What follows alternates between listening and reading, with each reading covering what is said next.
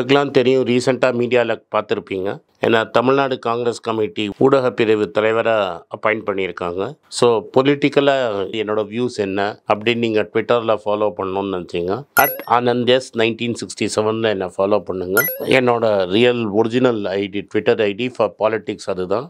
So politics சம்மந்தப்பட்ட என்னோட எல்லா ஒப்பீனியன்ஸ், வியூஸ் எல்லாமே அதில் வரும். அதில் ஃபாலோ பண்ணுங்கள். நன்றி, வணக்கம். பரம்பரை சொத்துக்களுக்கு வரியா இந்த பரப்புரை அப்படின்றது காங்கிரஸ் கட்சிக்கு பின்னடைவா அப்படின்னு தொடர்பாக பேச இருக்கும். இதை குறித்து பேசுவதற்காக காங்கிரஸ் கட்சியுடைய ஊடக பிரிவு தலைவர் திரு ஆனந்த் சீனிவாசன் நம்முடன் இணைகிறார். அவரை வரவேற்கலாம். சார் வணக்கம். காங்கிரஸ் கட்சி பரம்பரை சொத்துக்களுக்கு வரி விதிக்கும், இறந்த பின்னும் வாழும் போதும் உங்களுடைய சொத்துக்களுக்கு வரி விதிக்கக்கூடிய பணிகளை காங்கிரஸ் கட்சி உள்நோக்கத்தோடு தொடங்குது அப்படின்னு சொல்லிட்டு பிரதமர் நரேந்திர மோடி ஒரு காட்டமான விமர்சனத்தை முன்வச்சிருக்காரு. உடனடியாக காங்கிரஸ்ல இருந்து அந்த கொள்கை, அந்த ஐடியாலஜி தாட்ல இருந்து நாங்க பின்வாங்குறோம் அப்படின்னு சொல்லியிருக்காங்க. இது பற்றி உங்களுடைய கருத்து என்ன? ஃபர்ஸ்ட் ஆஃப் ஆல் அது எங்க கருத்தே கிடையாது. நீங்க பின்வாங்குறோம், நீங்களா உங்க கற்பனையிலேருந்து பேசுறீங்க. ஃபர்ஸ்டே எங்க மேனிஃபெஸ்டோவை நீங்க ஒழுங்கா படிக்கணும். மேனிஃபெஸ்டோவில் நாங்கள் இன்ஹெரிட்டன்ஸ் டேக்ஸ் பற்றியும் பேசலை, வெல்த் டேக்ஸ் பற்றியும் பேசலை. நாங்கள் பேசாததை கற்பனை பண்ணுறது தான் பிரதமர் மோடியோட வேலை. அதுக்கு எங்கள் தலைவி பிரியங்கா காந்தியும் ராகுல் காந்தியும் பதிலடி கொடுத்துருக்குறாங்க. மக்களோட தாய்மார்களோட தாலியை அடமானம் வச்சு சவுக்கார்கள், அதாவது மணிலண்டர் கடனுக்கு வைக்கிற மாதிரி வச்சு அவங்கள பிச்சைக்காரங்களை ஆக்கினது பிஜேபி. டிமானிட்டைசேஷன்லேயும் நகையை வைக்கிற மாதிரி தாலியை கொண்டு போய் வைக்கிற மாதிரி பண்ணதும் சரி, இல்லை சடனாக லாக்டவுன் கொண்டு வந்து அதுக்கு பணமே கொடுக்காத அம்மையார் நிர்மலா சீதாராமனும் பிரதமர் மோடியும் தான் காரணமே தவிர 70 வருஷ வரலாறில் 55 வருஷம் காங்கிரஸ் ஆட்சி பண்ணியிருக்கு. என்னைக்காவது யார் தாலியாவது நாங்கள் எடுத்திருக்கோமா? யார் வீடியாவது எடுத்து விற்றுருக்கோமா? யாராவது எந்த சொத்து மேலேயாவது கை வச்சிருக்கோமா? பண்ணுறதெல்லாம் இது பிஜேபி தான். இஸ்லாமியரோட வீட்டுகளையும் தலித்தோட வீட்டுகளையும் கோர்ட்டு கேஸே இல்லாமல் புல்டோசரை வச்சு இடித்தது யோகி ஆதித்யநாத். ஹிந்து வெறி கொண்ட ஒரு ஃபாசிஸ்ட் பாஜக ஆட்சி தான் அதை பண்ணியிருக்காங்க. தாய்மார்களோட தாலியை கொண்டு போய் அழகு கடையில் வைக்கிற மாதிரி பண்ணது பிரதமர் மோடி. ஒரு வாட்டி இல்லை 2 வாட்டி. அதெல்லாம் பண்ணிட்டு காங்கிரஸ் அதோட மேனிஃபெஸ்டோவில் இல்லாத விஷயத்த இருக்குன்னு அவர் பேசுகிறாரு. அதையும் வச்சு நீங்கள் கேள்வி கேட்குறீங்க பாரு, அதுதான் எனக்கு வேடிக்கையாக இருக்குது. சரி, நாங்கள் டீடைல்டா எங்க மேனிஃபெஸ்டோவை வச்சு பேசி இருக்கிறோம். மேனிஃபெஸ்டோல இன்ஹெரிட்டன்ஸ் டாக்ஸ் சம்பந்தமா நேரடியா எந்த விதமான குறிப்பும் இல்லை. பிரதமர் நரேந்திர மோடி இன்னொரு விஷயத்தை குறிப்பிடுறாரு, கணக்கெடுப்பு நடத்துறோம், சோஷியல் எகனாமிக் காஸ்ட் சென்சஸ் நாங்க எடுக்கிறோம் சொல்லிருக்கீங்க. இந்த மேனிஃபெஸ்டோல நீங்க எடுக்கிறேன்னு சொல்லிருக்கீங்க. இல்ல நான் சொல்றது கேட்கணும். நீங்க கேள்வி கேட்டு முழுமையா முடிச்சிடுறேன். 2011ல நீங்க இந்த கேள்வி நீங்க பதில் சரி பதில் சொல்றது சொல்லுங்க. இல்ல என்ன பதில் கேட்டுட்டு சொல்லுங்க. நீங்க பதில் கேளுங்க. முதல்ல பிரதமர் மோடி பொய் சொன்னார்னு ஒத்துக்கணும். நீங்க உங்க வாயால பிரதமர் மோடி இல்லாத விஷயத்தை பேசியிருக்கிறார், அதை நீங்க ஒத்துக்கல. பிரதமர் மோடி நாங்க மேனிஃபெஸ்டோல இல்லாத விஷயத்தை பேசியிருக்கிறார். இப்ப நீங்க கேள்வியை கேட்கலாம். சரி, உங்க கருத்துக்களை சொல்லியிருக்கீங்க. 2011ல் காங்கிரஸ் ஆட்சி காலத்தில் சமூக பொருளாதார கணக்கெடுப்பு சென்சஸ் நடத்தப்பட்டது. இப்ப எடுக்கிறோம் சொன்ன அதே புள்ளி விவரம் தான் பாஜக சர்ச்சையை கிளப்புது. அதன் மூலமா மக்கள்கிட்ட இருந்து சொத்துக்கள் பறிமுதல் செய்யப்பட்டு அது மற்றவர்கள் குறிப்பிட்ட சமூகத்தினருக்கு பிரித்து கொடுக்கப்படும். அதுதான் அவங்களுடைய உள்நோக்கம் அப்படின்னு பாஜக சொல்றாரு. அப்ப எடுக்கப்பட்ட சென்சஸ்க்கும் இப்ப எடுக்கப்படுறதா சொல்லப்பட்டக்கூடிய சென்சஸ்க்கும் என்ன வித்தியாசம், என்ன நோக்கம் காங்கிரஸ் கட்சிக்கு? ஃபர்ஸ்ட் ஆஃப் ஆல் 2 சென்சஸ் பற்றி நாங்கள் பேசியிருக்கோம். ஒன்று ஜாதிவாரி சென்சஸ். எங்களோட அக்யூசேஷன் என்ன, மயிலாப்பூர், டி நகர் இது மாதிரி இருக்கிற மேல் ஜாதிங்களே எல்லா பவர்ஃபுல் பொசிஷன்ஸை பிடிச்சி வச்சிருக்கிறாங்க. சில 93ல் 7% பாப்புலேஷன் வந்து எல்லா கம்பெனியில் டைரக்டராக இருக்கிறது, finance position, IAS officer position டெல்லியில் எல்லாத்தையும் அவங்க வசத்தில் வச்சுருக்காங்க. எல்லா பவர்ஃபுல் பதவியும் அவங்க கையில் இருக்குது. எவ்வளோ தலித் கோடீஸ்வரர்களாக இருக்கார், எவ்வளோ ஆதிவாசிகள் கோடீஸ்வரராக இருக்காங்க. இதெல்லாம் நாங்கள் ஒரு வெல்த் சர்வேன்னு ஒன்று எடுத்து எந்த ஜாதி கிட்ட எவ்வளோ பணம் இருக்குது அப்படின்னு ஒரு சர்வே எடுக்க போகிறோம். 2வது இந்த 100 பேரில் எவ்வளோ ஜாதிகள் எங்கெங்கே இருக்குன்னு தமிழ்நாட்டில் தொலைநோக்கி பார்வையாக ஆல்ரெடி 70% ரிசர்வேஷன் இருக்குது. 50%க்கு மேலே ரிசர்வேஷன் இருக்கக்கூடாதுன்னு சுப்ரீம் கோர்ட் தீர்ப்பை நாங்கள் மாற்றுவோம். தமிழ்நாட்டில் வந்திருக்கிற மாதிரி எல்லா இடத்துலையும் 69லேருந்து 70% வரைக்கும் போகணும்னு தேவை இருந்ததுன்னா ரிசர்வேஷன் கொடுப்போம். 30 லட்சம் வேலை காலியாக இருக்குது சென்ட்ரல் கவர்மெண்ட்டில், அதை ஆட்கள் போடுறதில்ல. சிஏஜி ரிப்போர்ட் என்ன சொல்லுதுன்னா ரயில்வேல நடக்கிற ஆக்சிடெண்ட் எல்லாமே ஆட்கள் இல்லாட்டினால்தான் நடக்குதுன்னு. அந்த இடத்துல 30 லட்சம் வேலை நாங்கள் 6 மாதத்துக்குள்ளே 30 லட்சம் பேருக்கு பர்மனெண்ட் எம்ப்ளாய்மெண்ட் கொடுப்போம். வேலூர் அது மாதிரி ஏரியாலேருந்து நம்ம இளைஞர்கள் பல பேர் இராணுவத்துக்கு போகிறாங்க. அவங்க இந்த வேலையெல்லாம் நிறுத்திட்டு வெறும் 4 வருஷத்துக்கு இராணுவத்துக்கு போகிற மாதிரி அக்னிவீர் ஸ்கீம் போட்டு இளைஞர்களுக்கு வேலை வாய்ப்பு இல்லாமல் பண்ணியிருக்காங்க. நாங்கள் அந்த ஸ்கீமை ஸ்கிராப் பண்ணுவோம். எடுத்த உடனே 30 லட்சம் இளைஞர்களுக்கு வேலை. அடுத்தது பெரும் முதலாளிகள் கார்ப்பரேட் கம்பெனிகளில் படித்த இளைஞர்களுக்கு 1 வருஷம் டெஃபினட்டாக அப்ரெண்டிஸுங்கிற பேரில் நீங்கள் வேலை கொடுத்தே ஆகணும்.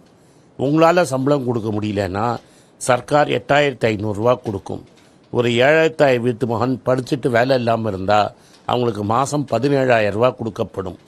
அது மட்டும் இல்லாமல் எங்கள் கூட்டணி கட்சி திமுக 1000 ரூபா கொடுக்கும். எல்லாருக்கும் ஒரு ஏழைன்னு இல்லாமல் தமிழ்நாட்டில் இருக்கிறவங்களுக்கு 18000 ரூபா ஒரு மாதத்துக்கு கொடுப்போம். இதுதான் எங்களோட மேனிஃபெஸ்டோவில் இருக்குது. சொத்து வரியை பற்றி ஒன்றும் கிடையாது. பணத்தை பிடுங்கி இன்னொருத்தருங்களை கொடுக்கறத பற்றி கிடையாது. 22லேருந்து 30 முதலாளிகள் 10 வருஷத்தில் பல கோடிகள் கொள்ளை அடிச்சிருக்காங்க. அவங்களுக்கு 16 லட்சம் கோடி நீங்கள் கடன் தள்ளுபடி பண்ணியிருக்கீங்க. அந்த 16 லட்சம் கோடி கடன் தள்ளுபடி பண்ணாமல் இருந்திருந்தா நாங்கள் சொல்ற எல்லா வாக்குறுதிகளையும் பாஜக சொன்ன அந்த 15 லட்சம் ரூபாய் வங்கி கணக்கில் செலுத்தப்படும் அப்படின்னு பாஜக இருங்க நான் கேட்டுறேன். அது பாஜக சொன்ன அந்த 15 லட்சம் வங்கி கணக்கில் செலுத்தப்படும் அப்படின்னு சொன்னதுக்கும் காங்கிரஸ் சொல்லக்கூடிய அந்த 16 லட்சம் கோடி ரூபாய் பகிர்ந்து கொடுக்கப்படும் அப்படின்னு ராகுல் காந்தி சொன்னதுக்கும் என்ன வேறுபாடு? சிம்பிள். நாங்கள் ஆல்ரெடி கர்நாடகாவில் 1000 ரூபா கொடுத்துட்ருக்குறோம். அரிசி எங்களுக்கு சென்ட்ரல் கவர்மெண்ட் கொடுக்கல, அதுக்கு மேலே பணம் கொடுக்குறோம். தெலுங்கானானா நாங்கள் ஜெயித்தோம், பணம் கொடுத்துட்ருக்குறோம். எங்கள் கூட்டணி கட்சி திமுக ஜெயிச்சிருக்கு, நாங்கள் பணம் கொடுத்துட்ருக்குறோம். ஆல்ரெடி தெலுங்கானாலேயும் தமிழ்நாட்டிலையும் கர்நாடகாலையும் லேடிஸ்ட்டை நாங்கள் டிக்கெட் வாங்கலை. நாங்கள் ஆட்சி வரத்துக்கு முன்னாடியே நாங்கள் சொன்னதை பண்ணிட்டோம்.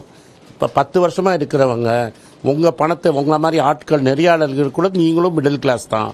உங்கள் பேங்க் அக்கௌண்ட்லேருந்து பணத்தை வாங்கி பெரும் முதலாளிகள் கொடுத்துருக்காங்க. 14 லட்சம் கோடி ரைட் ஆஃப் பண்ணது பப்ளிக் செக்டர் பேங்க்கு. அதுக்கு திரும்பி லாஸுக்கு பணம் சென்ட்ரல் கவர்மெண்ட் தான் கொடுத்துருக்கு. கவர்மெண்ட்டுக்கு எங்கே பணம் வரும்? நிறையாளர் மாதிரி இருக்கிறவங்களோட பேங்க் அக்கௌண்ட்லேருந்து பணத்தை எடுத்து கொடுத்துருக்காங்க. எப்படி பேங்க் அக்கௌண்ட்லேருந்து எடுத்து கொடுத்துருக்குறாங்க? 5 வருஷத்தில் ஸ்டேட் பேங்க் ஆஃப் இந்தியாவும் மற்ற பப்ளிக் செக்டர் பேங்க்ஸும் மினிமம் பேலன்ஸ் சார்ஜஸ்ன்னு 500 ரூபா பிடுங்கியிருக்காங்க. அது மட்டும் இல்லாமல் ஏடிஎம்மை 5 வாட்டிக்கு மேலே யூஸ் பண்ணிங்கன்னா அதுக்கு ஒரு ஃபீஸ், எஸ்எம்எஸ் சார்ஜ் அப்படின்னு ஒரு ஃபீஸ். இது மாதிரி 35,000 கோடியை உங்கள்கிட்டேருந்து வசூல் பண்ணி பணக்கார முதலாளி கொடுத்துருக்காங்க. நாங்கள் ஆட்சிக்கு வந்தால் இதெல்லாம் நிறுத்துவோம்னு தெளிவாக சொல்லியிருக்கிறோம். இது ஆல்ரெடி பண்ணி காட்டியிருக்கிறோம். 3 மாநில எக்ஸாம்பிள் கொடுத்துட்டேன். தமிழ்நாட்டில் இப்போ காட்டிட்டேன், கர்நாடகாவில் காட்டிட்டேன், தெலுங்கானாவில் காட்டிட்டேன். நீங்கள் உங்கள் மோடி சப்போர்ட் பண்ணுற சேனல் நீங்கள் இல்ல யாருக்கும் யாரையும் சப்போர்ட் பண்ண வேண்டிய அவசியம் இல்லை. எங்களுக்கான கேள்வி எல்லாத்தையும் கேட்கிறோம். நான் ஏத்துக்கிறேன். இப்ப இருங்க, இல்ல சார் நெறியாளர் சார், நீங்க அப்ப என்ன கேட்டிருக்கணும்? மோடி இருங்க சார், நான் கேட்கறதுக்கு பதில் சொல்லுங்க. மோடி உண்மைக்கு புறம்பா பேசினார், நீங்க ஒரு வார்த்தை சொல்லல. நீங்க என்ன பண்றீங்க? மோடி பேசினதை வச்சு இது மாதிரி பண்ணுவீங்களான்னு கேட்குறீங்க. எங்க மேனிஃபெஸ்டோவை நீங்க ஒரு நெறியாளரா ஃபுல்லா படிச்சு சார், ஒரு பிரதமர் ஒரு இல்ல உங்களுடைய மேனிஃபெஸ்டோல இருக்குன்னு நான் சொல்ல கிடையாது. உங்களுடைய மேனிஃபெஸ்டோல இருக்குன்னு நான் சொல்ல கிடையாது. பிரதமர் பேசின குறிப்பிட்ட இல்ல இது நம்ம கடந்த நடந்துக்கலையே. அது உங்களுடைய விமர்சனம். அது நான் எப்படி விமர்சிக்க முடியும்? அது உங்களுடைய விமர்சனத்தை உங்களுக்கு பேசுறதுக்கு வாய்ப்பு தரேன். பேசுனது தவறு. அது விமர்சனம் இல்ல சார். சார், எதிர்க்கட்சியா உங்களுடைய கருத்துக்களை நீங்க பேசலாம். நான் தவறு ரைட்னு எப்படி சொல்ல முடியும்? அது என்னுடைய வேலை கிடையாது. தவறு ரைட்னு சொல்றதுக்கு உங்களுக்கு வாய்ப்பு இருக்கு சார், எனக்கு கிடையாது. சரி, நம்ம அடுத்த கேள்விக்கு போலாம் சார். இல்ல அடுத்த கேள்விக்கு நம்ம சார் இருங்க சார், கொஞ்சம் இருங்க சார். இல்ல சார், நான் கேட்கறதுக்கு பதில் சொல்லுங்க. பதிலா நான் பதில் சொல்றேன், கொடுங்க. நீங்க படித்தவர், அவர் இருங்க சார், அவர் ஒன்று சொல்றார். உண்மையா இது விமர்சனமே கிடையாது. நாங்கள் சொல்லாததை ஒன்றா சொன்னோன்னு சொல்றாரு. எங்கள் தலைவர் எங்கேயாவது சொல்லியிருந்தாருன்னா எடுத்து காட்டணும். இன்ஃபேக்ட் இன்ஹெரிட்டன்ஸ் டேக்ஸை பற்றி ஜெயந்த் சின்ஹான்னு அவங்களோட மினிஸ்டரே பேசியிருக்கிறாரு. 2016 பேசியிருக்கார், 2017 பேசியிருக்கார். அமித் மால்வியான்னு அவங்களோட ஐடி ஹெட் என்ன பண்ணியிருக்காங்க, அதை எடுத்து போட்டு எல்லாரும் இதை வெல்கம் பண்ணணும்னு. இன்ஹெரிட்டன்ஸ் டேக்ஸ்னு மக்களோட பணத்தை எடுக்கணும்னு பார்த்தது பிஜேபி. ஜெயந்த் சின்ஹா ஒரு அமைச்சராக இருந்தவர், ஒரு முன்னாள் பிஜேபி ஃபைனான்ஸ் மினிஸ்டரோட பையன். அவரே சொல்லியிருக்கிறார். அதை பற்றி நீங்கள் கேட்டீங்களா? கேட்கல. ஏன் இதிலே தெரியுது. ஜெயந்த் சின்ஹா சொல்லியிருக்காரே சார், நீங்கள் இதை பற்றி என்ன நினைக்கிறீங்கன்னு கேட்குறீங்களா? கேட்கல.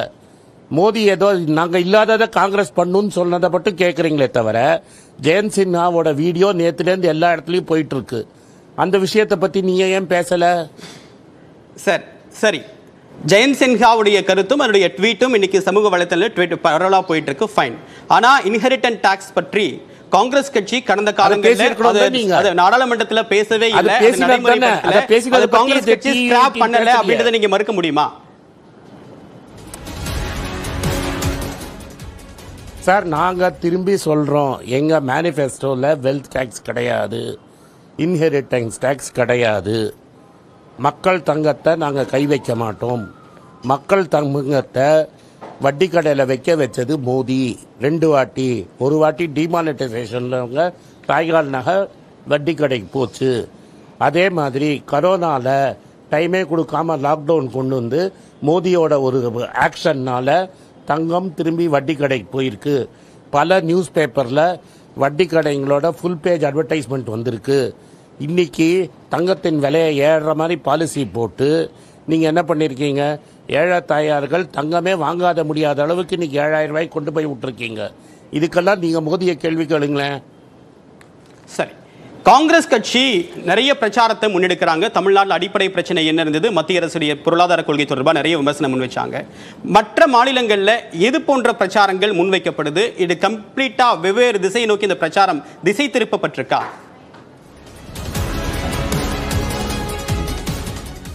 சார், பிஜேபி தோல்வி கண்டு பயந்து விட்டார்கள்.